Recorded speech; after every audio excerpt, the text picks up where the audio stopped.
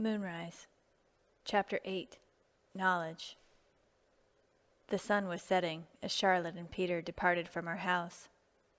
Our entire family, minus Edward, stood in the large family room as we heard them fade away, their footsteps becoming fainter and fainter. Edward had left, again, after giving an abrupt goodbye to both Peter and Charlotte, and then jumping into his car and sweeping down the drive.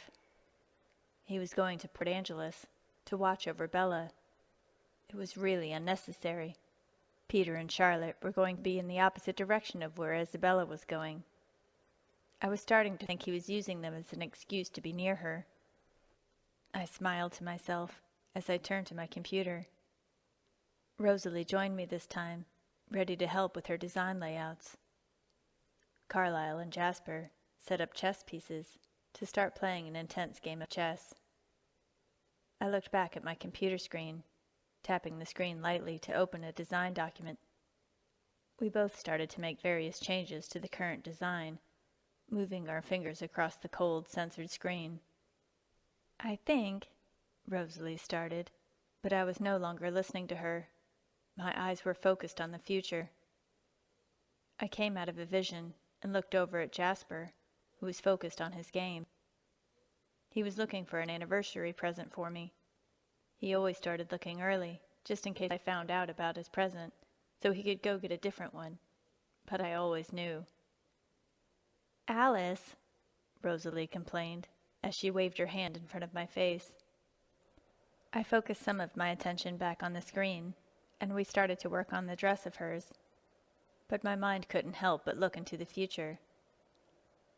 One option that he had thought of was a dress from Italy that I had seen on the internet a few weeks before. His second option was a diamond necklace, a charm for my bracelet, and an outfit from Prada that I didn't already have. He changed his mind, and the image changed back into the dress from Italy, but this time including the diamond necklace and charm. He slowly started to narrow down his options as Rosalie and I continued our work on her design. Jasper and Carlisle finished their game and sat down to talk about politics for a while. Then my visions changed. There was a young male, early 20, lurking behind something as Bella walked by him. He came out from behind her and started speaking. He came up to her, calling her attention.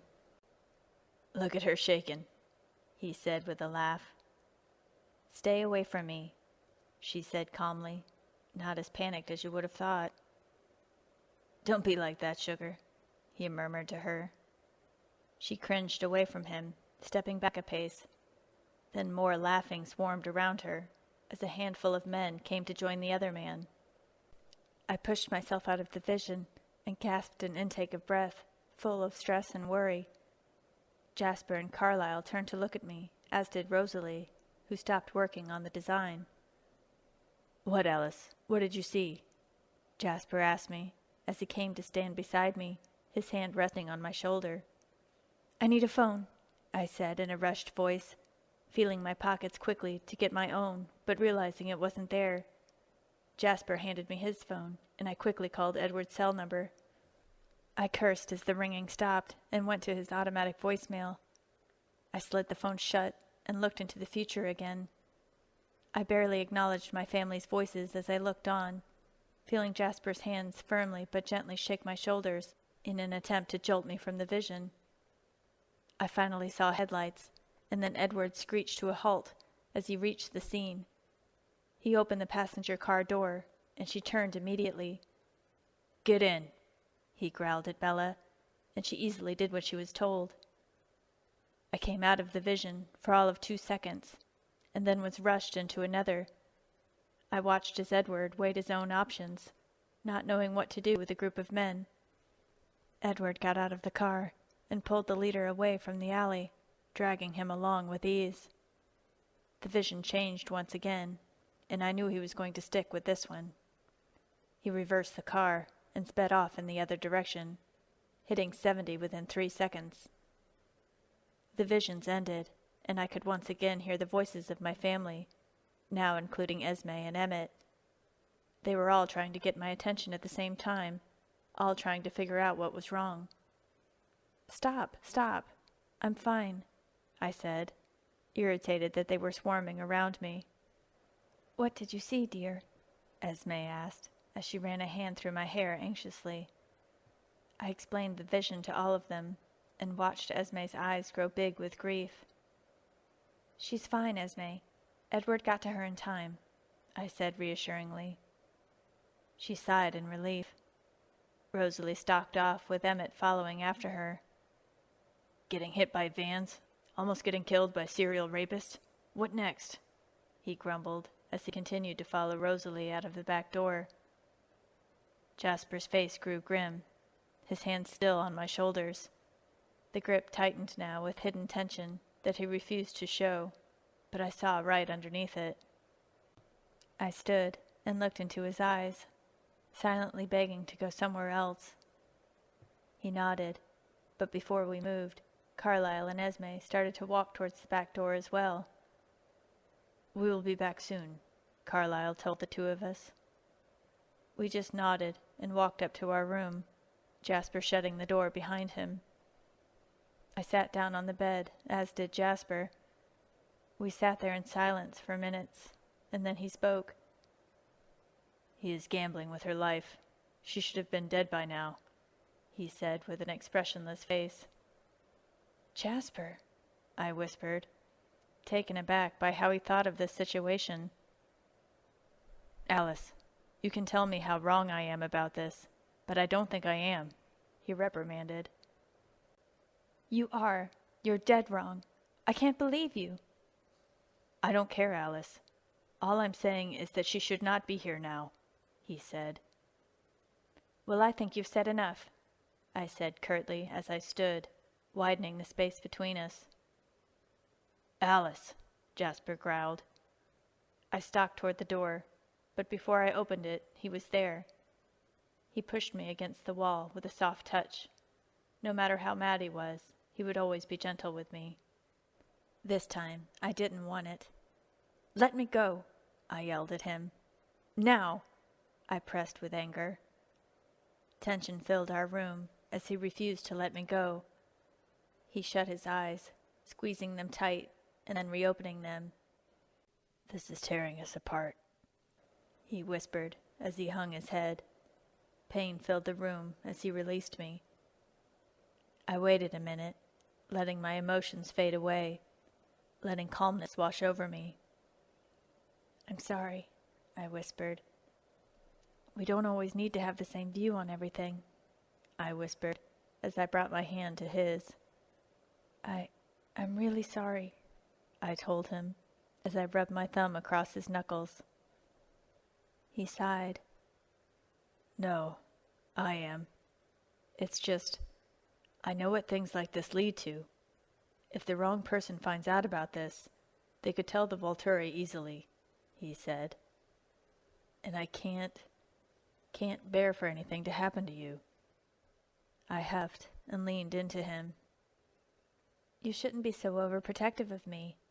I am perfectly capable of taking care of myself, I murmured. I'm overprotective of you because I love you more than anything. It would kill me if anything ever happened to you. He spoke softly, running his fingers through my hair. I hugged myself to him tighter, and his arms wrapped around me. Just hear me out, okay? I had asked you to look at things from his point of view, I started. Do that again now. What would be your response if you knew I was in the hands of a serial rapist? I asked him. He growled, and the sound was guttural and rough. I would never let you in the proximity of anyone I was even unsure of, he said, as he pulled me closer to him, his hands wrapping tightly around my waist. No one would ever get that close to you, with emotions I didn't like them feeling towards you, he said. See, that is exactly how Edward feels about her, I told him quietly, looking up to assess his actions. I would never let that happen to you. You know that, right? He asked me quietly. Yes, I do, Jas, I murmured. I trust you completely. He brought his hand under my chin. and his other going down the back of my knees, locking my feet from under me, but bringing me up in his arms. Sitting us down on the large bed, he kissed me fervently, leaning forward on me as he rested my back against the bed. I sighed as he released my lips from his own. "It's almost our anniversary," he murmured, his lips trailing down my neck. I sighed. "I know. Almost 57 years of perfection," I whispered with a smile. He laughed and placed me on top of him. "I don't know how I got so damn lucky to deserve you," he murmured. I swatted at his chest. "I believe I could say the same," I retorted with a light roll of my eyes. He chuckled again, and I brought my lips to his, cutting him off mid-laugh. Then I was pulled away from him as I got another vision. In a second I was back with Jasper, and I smiled widely. "I like that present," I said with a laugh. "Get the pink stone heart," I said to him. He huffed, and then I saw that he changed his mind again. "You little cheater," he said. "Can't you promise not to look ahead for 1 year? I still haven't surprised you, and it's been almost 57 years, he said, exasperated. "Any move you make, Jas, I see. I am so attuned to everything you do because I'm always with you, and your future's always mingled with my own," I said. "So that's a no," I laughed. "I still won't give up on surprising you," he said, as he trailed his fingers down my jaw, making me tingle from head to toe. "Of course you won't," I said to him, resting my head on his chest. His arms went around me and pressed me tighter to him. "I love you," he reminded me, and I felt his tenor reach out to me, quickly consuming me with love. "I love you too," I whispered breathlessly. We continued to lie there in silence, completely content with each other, our little fight completely forgotten. That was one thing about the two of us. Whenever we had a fight, we could easily forgive each other. We could never be mad at each other for long. We were the most stable couple in our family. We always knew what the other was feeling about something. I heard Emmett, Esme, Rosalie, and Carlisle come inside the house, shutting the door softly behind them. I heard soft footsteps glide up the stairs into Carlisle's study, a book open, and the steady hum of the computer turning on. Then I saw another vision. "Enough commentary on my driving," Edward said briskly. "I'm still waiting for your latest theory," he said as he turned to look at her for a moment. Isabella bit her lip and frowned, looking upset. "I won't laugh," he promised her. "I'm more worried that you'll be angry with me," she whispered. "Is it that bad?" he asked, very interested now. "Pretty much, yeah," she replied as she looked down. "Go ahead," he encouraged her. "I don't know how to start," she whispered. "Why don't you start at the beginning? You said you didn't come up with this on your own," he tried. "No," she said abruptly. "What got you started? A book? A movie?" he probed. "No, it was Saturday, at the beach." She took a glance up at his face. He looked confused. "I ran into an old family friend, Jacob Black," she continued. "His dad and Charlie have been friends since I was a baby." He still looked mystified. "His dad is one of the Quileute elders." She assessed his reaction carefully. "We went for a walk, and he was telling me some old legends, trying to scare me, I think. He told me one."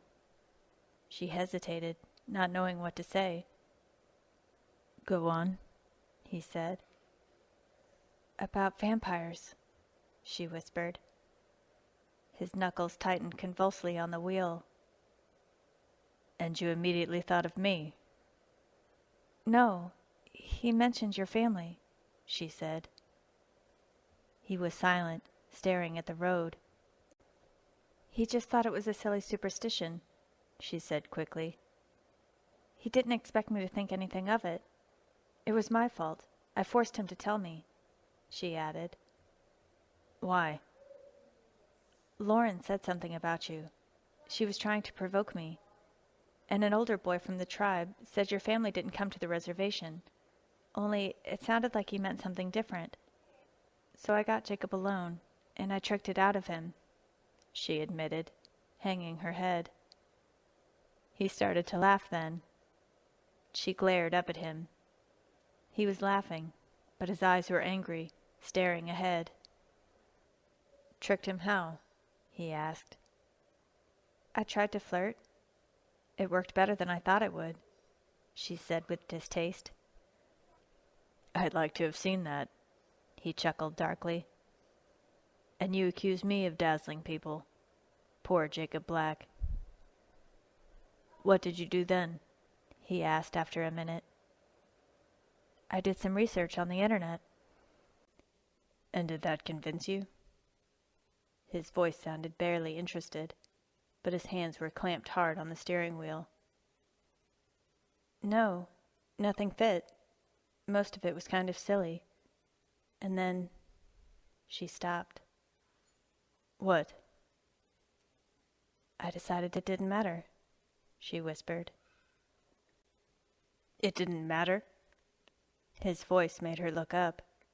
His face was incredulous, with just a hint of anger. No, she said softly. It doesn't matter to me what you are.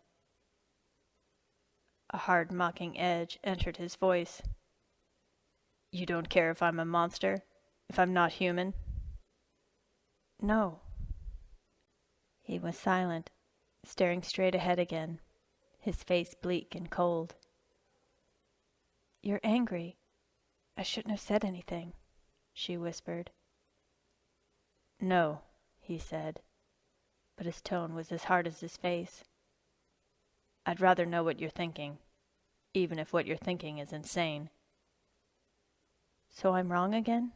She asked. That's not what I'm referring to. It doesn't matter, he quoted, gritting his teeth together. I'm right? She gasped. Does it matter? I took a deep breath.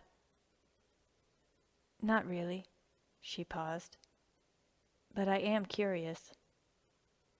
He was suddenly resigned. What are you curious about? How old are you? 17, he answered promptly. And how long have you been 17? His lips twitched as he stared at the road. A while, he admitted at last. Okay. Her tone was more energetic now. Don't laugh. But how can you come out during the daytime? He laughed anyway. Myth. Burned by the sun? Myth. Sleeping in coffins? Myth. He hesitated for a moment, and then a peculiar tone entered his voice. I can't sleep.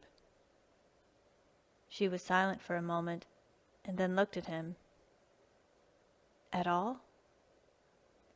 Never, he said, his voice nearly inaudible. You haven't asked me the most important question yet. His voice was hard now, and he looked at her again with his eyes cold. Which one is that? She asked quietly. You aren't concerned about my diet? He asked sarcastically. Oh, she murmured. That. Yes, that. His voice was bleak. Don't you want to know if I drink blood? She flinched. Well, Jacob said something about that. What did Jacob say? He asked flatly. He said you didn't hunt people. He said your family wasn't supposed to be dangerous because you only hunted animals. He said we weren't dangerous? His voice was deeply skeptical. Not exactly. He said you weren't supposed to be dangerous. But the Quileutes still don't want you on their land, just in case. So was he right? About not hunting people? She asked. The Quileutes have a long memory, he whispered. Don't let that make you complacent, though, he warned. They're right to keep their distance from us. We are still dangerous. I don't understand. We try, he explained slowly. We're usually very good at what we do. Sometimes we make mistakes.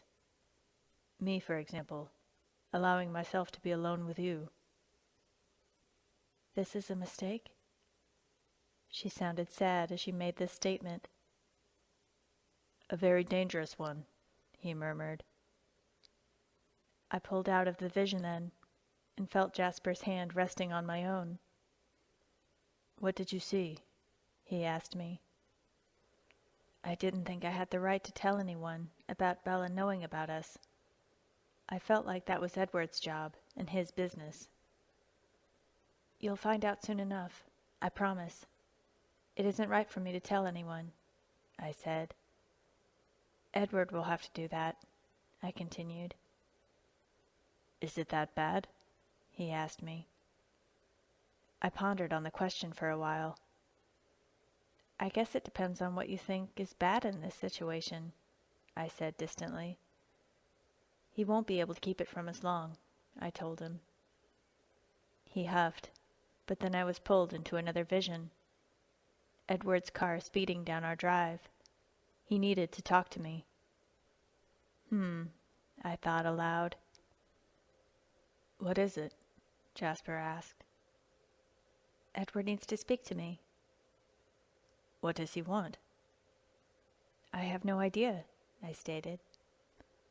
Our heads turned toward the window as I heard tires moving quickly along our drive. I sat up as Jasper released me and walked out of our room with a sigh.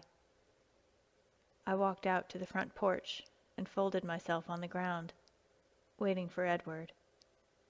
He parked his car and walked right up to me. Carlisle's in his study, I told him, before he could get the question out of his mouth. Thank you, he murmured, tousling my hair as he passed by. Thanks for returning my call, I thought. Oh, he said, reaching into his pocket and taking out his phone. Sorry, I didn't even check to see who it was. I was busy, he replied. Yeah, I know. By the time I saw what was happening, you were on your way, I told him. It was close, he murmured. Sorry, I thought again, ashamed of myself for not paying attention. Don't be. You can't catch everything. No one expects you to be omniscient, Alice, he said. Thanks. I almost asked you to dinner tonight. Did you catch that before I changed my mind? He asked me with a smile. I grinned up at him. No, I missed that one too.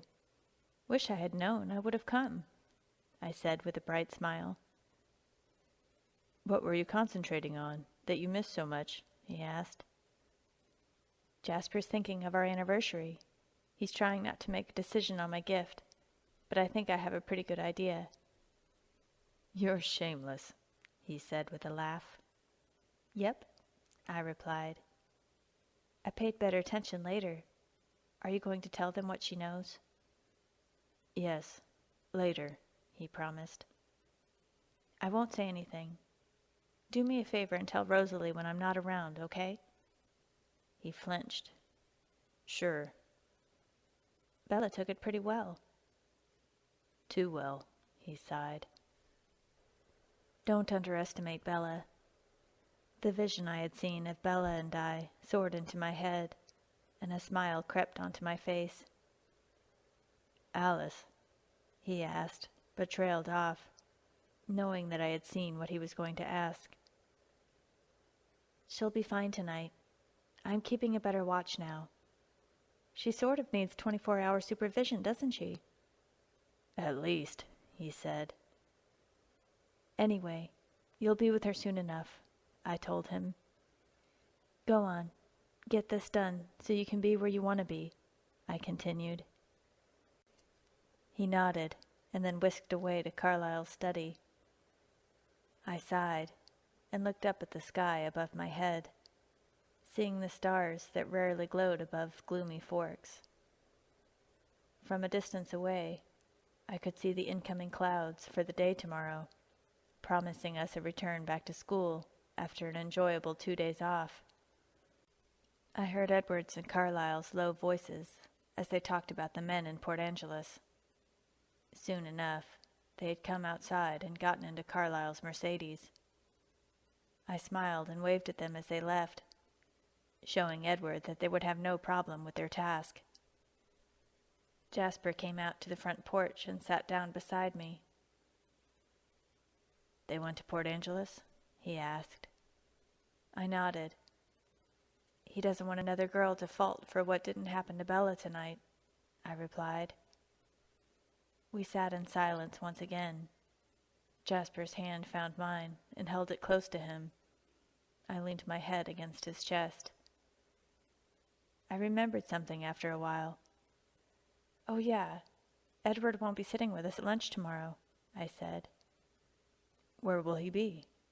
Jasper asked, slightly concerned. At another table. He will have some company.